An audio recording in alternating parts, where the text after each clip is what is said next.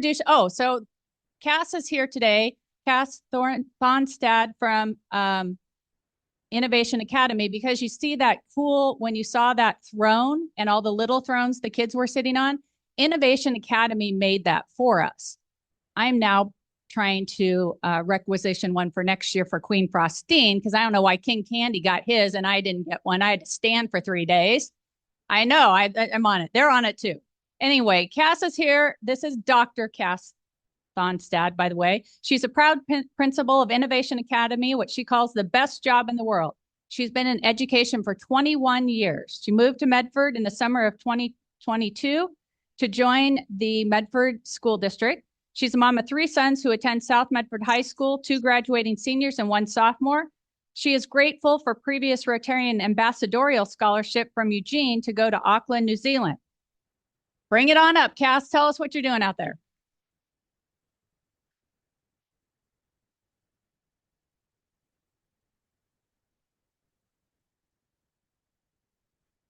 Thank you, Kelly. I am very grateful for the gifts that I have been given from Rotary, because I was a Rotarian scholar that got to travel abroad. I actually did my student teaching in New Zealand, which was how I got to enter into the world of education. So I have been involved in Rotary since I was in college, and I actually got a high school Rotarian scholarship as well, even going from my senior year of high school to my freshman year of college. So always been grateful to the Rotary. So I will share a little bit about Innovation Academy. I brought along with me Scott Dreiling, so he'll come up here in just a little bit. But we are passionate educators, innovators, collaborators, but we are also not afraid of failing and falling forward. So we work at Innovation Academy, but what is Innovation Academy? Some of you already know, but I'll just share briefly a little bit about it. We are a project-based learning high school here in the Medford School District. We are not charter, we are a school of choice. So students can go to North or South Medford High School, or they can choose to come to Innovation Academy instead as an option. It is completely project-based learning, so hands-on, serving grades 9 through 12. A lot of people are familiar with Rouge Outdoor School, for example, so that's a K-8 school, but when they're done with 8th grade, where could they go? Innovation Academy is one of those options. We also serve a lot of students who come from Valley School, Madrone, for example. We actually serve as the only project-based learning high school in the Valley. So we serve 21 different schools in terms of students coming to us, which is pretty exciting. We opened in the fall of 2023. Our current enrollment's about 200. And everything that we do at Innovation Academy is through co-taught curriculum. So what that means is, if you were in a high school class and ever had the opportunity to take construction, for example, there's a little bit of math involved in that, like maybe some geometry. Yes? Yeah, we do that on purpose. So kids who might be in a construction class would also be getting math because they're learning their geometry standards through that lens. If you've ever taken a social studies class, you might have done some reading, writing, and speaking in that class. So kids also get language arts class credit in addition to social studies. So we have teachers that get to teach 2 classes at the same time. So 2 teachers, 2 content areas taught with the same group of 30 students, resulting in a project. Now, when we created this school, we had to come up with a lofty vision of what is it that we aspire to be and do. So we said our vision was that we are inspired educators who create a safe environment that nurtures innovative, collaborative, well-balanced citizens who graduate with hopeful futures. And why do we do that? We do that to innovate relentlessly so that all learners can learn, create, and thrive in a way that honors their unique strengths. Our comprehensive high schools do an amazing job educating a lot of our students. And some students learn differently. They want to do things through more hands-on integrated projects. And so then they get to come to us.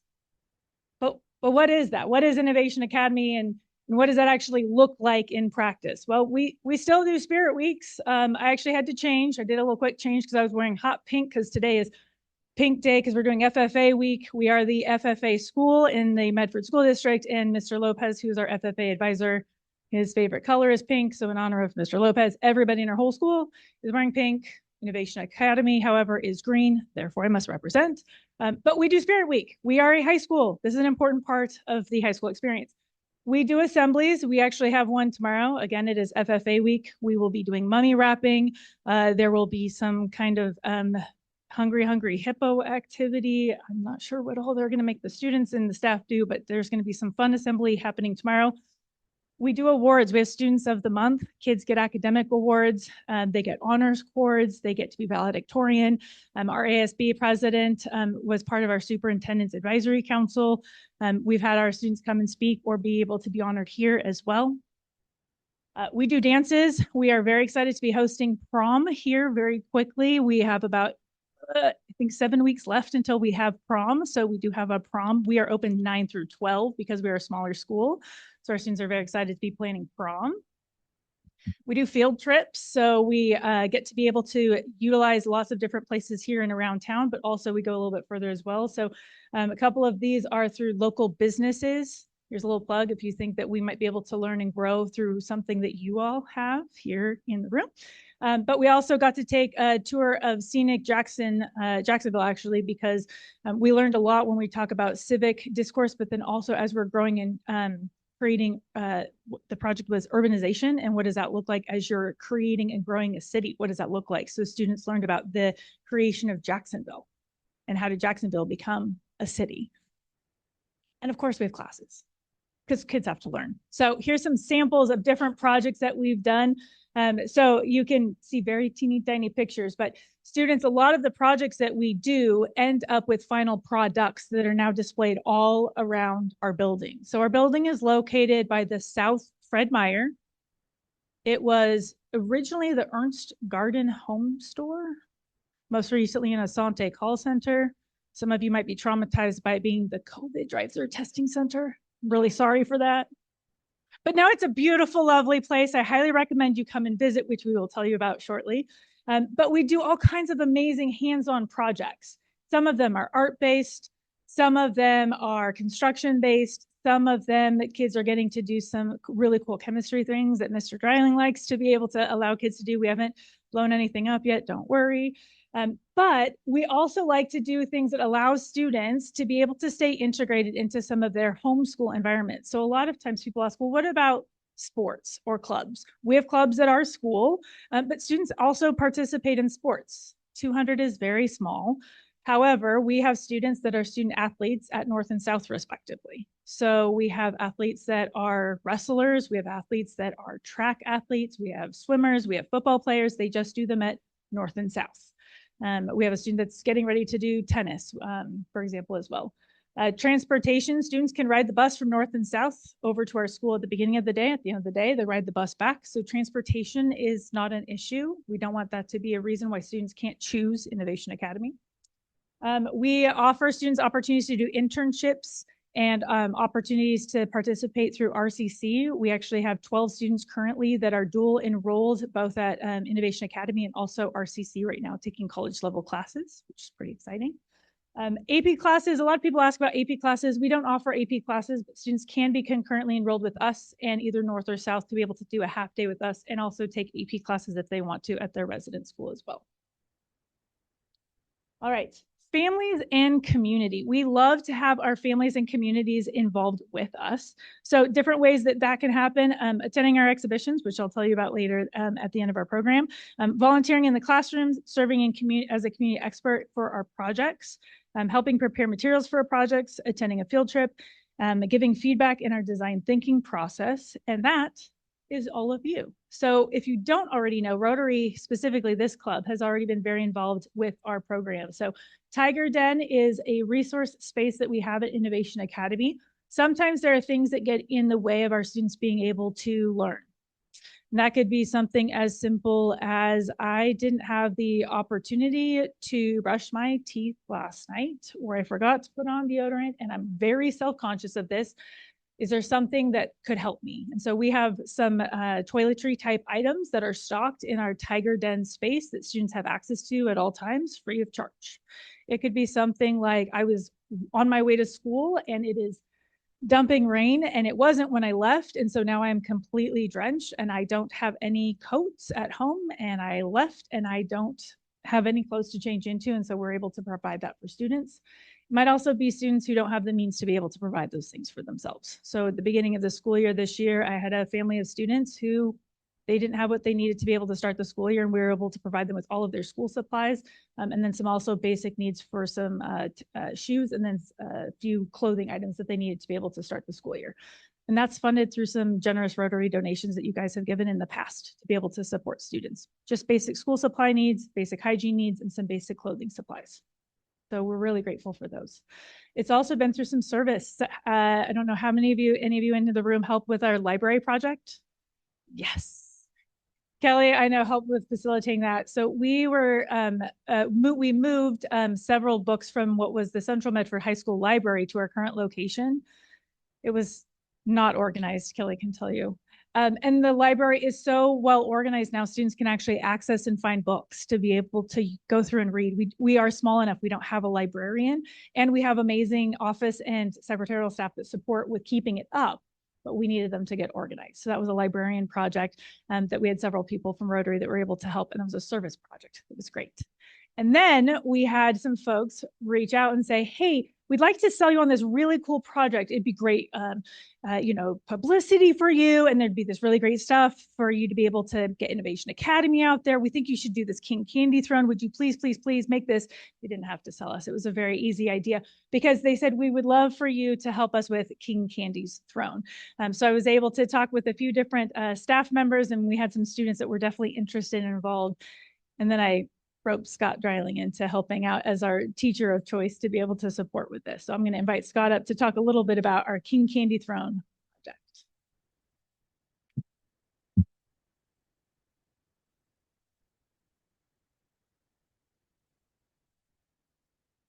All right, hi, I'm Scott Dreiling. I'm actually a science teacher at Innovation Academy, and you may be saying, why is a science teacher doing a King Candy Throne? I'm only a teacher. This is my second year teaching. I'm a little older, started late, but I have an art degree. I have some construction background. I've been a coach, so I've been involved with kids for a long time. And I don't know, I feel pretty honored actually to, from the moment Miss Cass asked me, it's been a pretty cool experience. So I'll make this pretty quick, but basically we have our elective classes and we have our project blocks. And the elective classes are at the end of the day, they're shorter time periods, 40 minutes a day. And they're usually, not always, but kind of fun, our ideas. We can kind of do anything. We don't have to necessarily be in our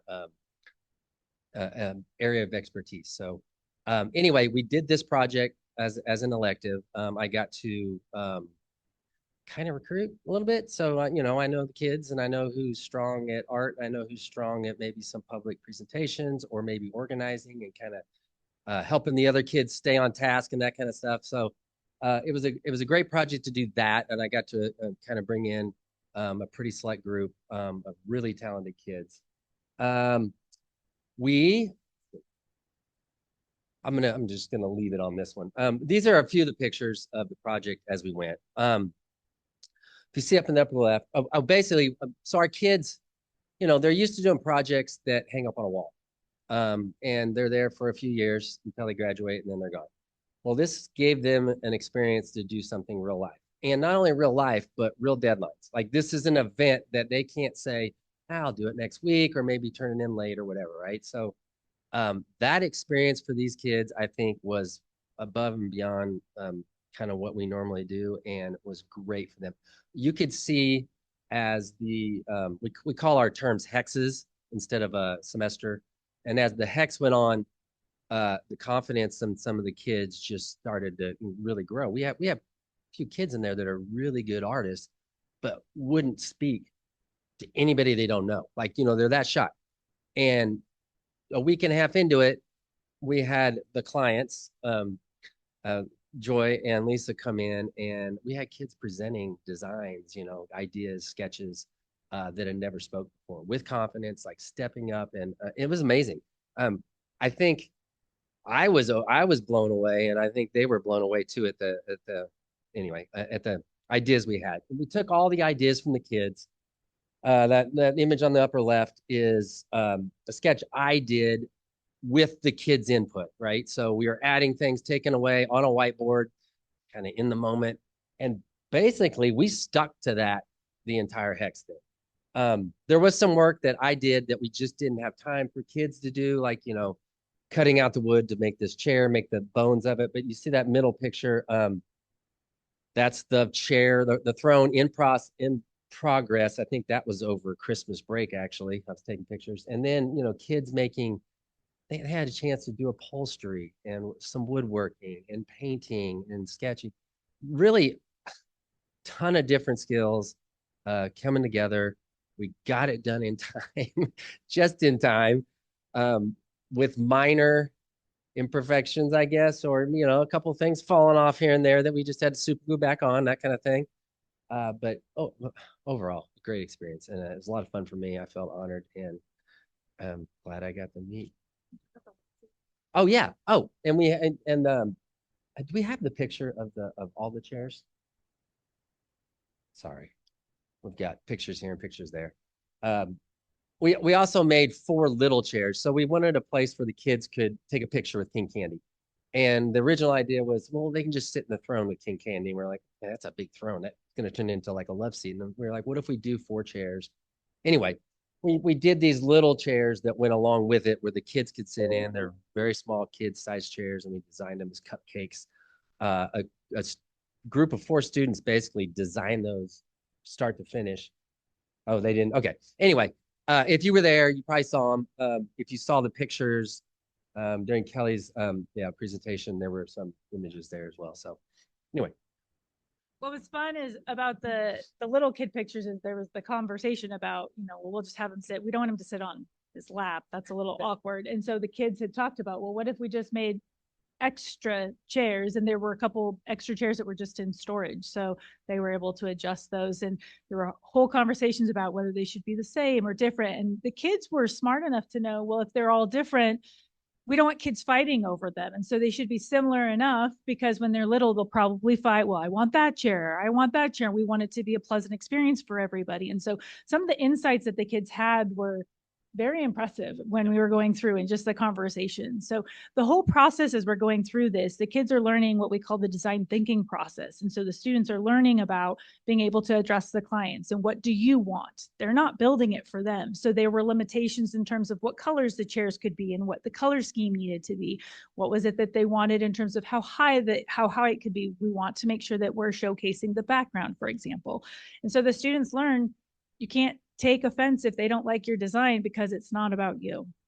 You're building this for somebody else. And so it was great for them to get some feedback, to be able to learn and grow, and then be able to create these products that they know are going to be used for multiple years, which was really exciting. So, and yes, we're already designing your throne, Kelly, don't worry. So yes.